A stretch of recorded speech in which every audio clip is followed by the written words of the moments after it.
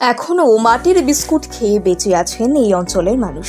ভাত, ডাল, রুটি এখানকার সব মাটির তৈরি। এই অঞ্চলের প্রত্যেকটি মানুষ ভয়ঙ্করভাবে মাটিখোর। এদের মাটি খাওয়ার কারণ জানলে শিউরে উঠবেন। বিশ্বের ঠিক কোন অঞ্চলে ঘটে এমন আজব কাণ্ড? কথায় বলে, অন্ন, বস্ত্র, বাসস্থান ছাড়া জীবন ধারণ সম্ভব নয়। এগুলোকে বলা হয় বাঁচার মৌলিক অধিকার।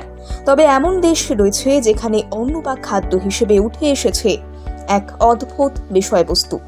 হ্যাঁ, বিশেষ এই দেশের মানুষরা খাদ্য বা অন্ন হিসেবে গ্রহণ করেন মাটি। চমকানোর মতো কথা হলো এটাই সত্যি। সাধারণত জল, বায়ু, খাদ্য, মাটি এবং অগ্নি একটি জীবনের জন্য অপরিহার্য উপাদান, পঞ্চভূত।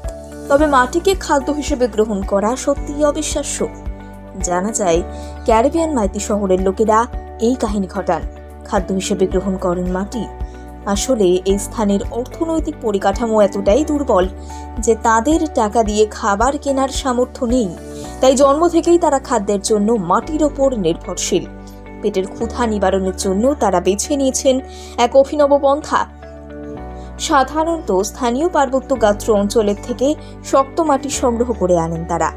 এরপরে সেই শক্ত মাটিতে জল দিয়ে নরম করে তার সঙ্গে অল্প অল্প তেল মিশিয়ে সেটাকে তার বিস্কুট ও রুটির আকার।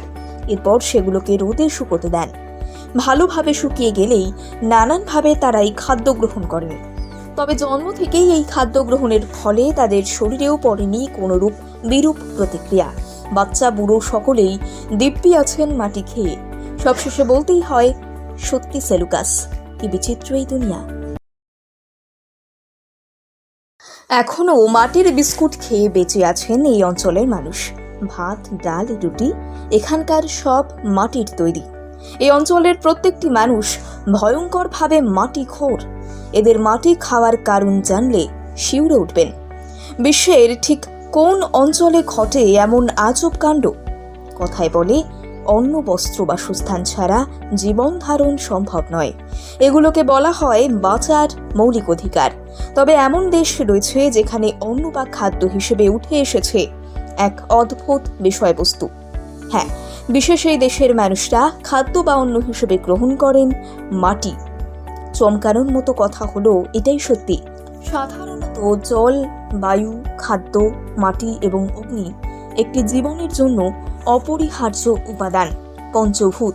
তবে মাটিকে খাদ্য হিসেবে গ্রহণ করা সত্যিই অবিশ্বাস্য। জানা যায়, ক্যারিবিয়ান মাইতি শহরের লোকেরা এই কাহিনী ঘটান। খাদ্য হিসেবে গ্রহণ করেন মাটি। আসলে এই স্থানের অর্থনৈতিক পরিকাঠামো এতটাই দুর্বল যে তাদের টাকা দিয়ে খাবার কেনার সামর্থ্য নেই। তাই জন্ম থেকেই তারা খাদ্যের জন্য মাটির ওপর নির্ভরশীল। পেটের ক্ষুধা নিবারণের জন্য তারা বেছে নিয়েছেন এক অভিনব পন্থা। সাধারণত স্থানীয় পার্বত্য গাত্র অঞ্চলের থেকে শক্ত মাটি সংগ্রহ করে আনেন তারা। এরপরে সেই শক্ত মাটিতে জল দিয়ে নরম করে তার সঙ্গে অল্প অল্প তেল মিশিয়ে সেটাকে তার বিস্কুট ও রুটির আকার। এরপর সেগুলোকে রোদে শুকোতে দেন। ভালোভাবে শুকিয়ে গেলেই নানানভাবে তারা এই খাদ্য গ্রহণ করেন। তবে জন্ম থেকেই এই খাদ্য গ্রহণের ফলে তাদের শরীরেও পড়েনি কোনোরূপ বিরূপ প্রতিক্রিয়া। বাচ্চা, বুড়ো সকলেই দিব্যি আছেন মাটি খেয়ে। সবশেষে বলতেই হয়, সত্যি সেলুকাস, কি বিচিত্র এই দুনিয়া।